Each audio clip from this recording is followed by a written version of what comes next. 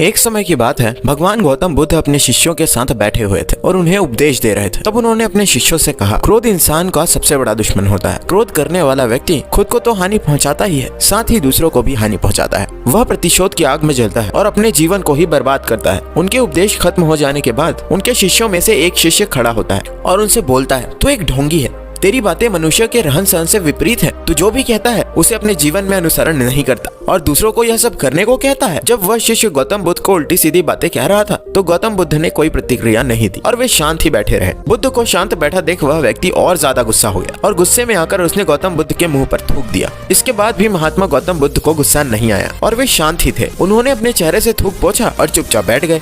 यह सब देखकर उस शिष्य को कुछ समझ नहीं आया। गुस्से में वह उस जगह को छोड़कर चला गया। जैसे ही वह अपने घर पहुंचा तब तक उसका दिमाग शांत हो चुका था। दिमाग के शांत होते ही उसे इस बात का एहसास हुआ कि उसने कितनी बड़ी गलती की है। वह खुद को मन ही मन कहने लगा, यह मैंने क्या कर दिया? मैंने महात्मा बुद्ध का अपमान किया है। ऐसा पाप मैं कैसे कर सकता हूँ? मैंने बहुत बड़ी गलती कर दी। मुझे जाकर उनसे माफी मांगनी होगी। यह कहकर वह तुरंत गौतम बुद्ध के पास चला गया, पर वे उस स्थान पर नहीं थे। ऐसे में वह शिष्य जगह जगह भटक कर उन्हें ढूंढने लगा। जैसे ही उसे गौतम बुद्ध मिले तो वह उनके पैरों में गिर गया और कहने लगा, मुझे माफ कर दीजिए, मुझसे गलती हुई है। मैंने आपका अपमान किया है। मैंने बहुत बड़ा पाप किया है। यह सब देखकर गौतम बुद्ध ने उससे कहा, शांत हो जाओ, क्या बात है? मुझे बताओ, तुम कौन हो? गौतम बुद्ध के यह पूछने पर वह शिष्य चौंक गया। वह सोचने लगा कि महात्मा बुद्ध मुझे कैसे भूल सकते हैं? मैंने तो उनका अपमान किया था। यह सोचकर उसने महात्मा बुद्ध से कहा, मैं वही शिष्य हूँ जिसने कल आपका अपमान किया था और आप इतनी जल्दी भूल गए? तब महात्मा बुद्ध ने कहा, हमें कल की बातों को कल में ही छोड़ देना चाहिए। वह अच्छा हो या बुरा, उसके बारे में बार बार विचार नहीं करना चाहिए। मैं बीती हुई बातों को पीछे छोड़कर आगे चलता हूँ और ऐसा ही हम सबको भी करना चाहिए। बुद्ध की यह बातें सुनकर वह शिष्य और भी ज्यादा प्रभावित हुआ और उनसे बोला,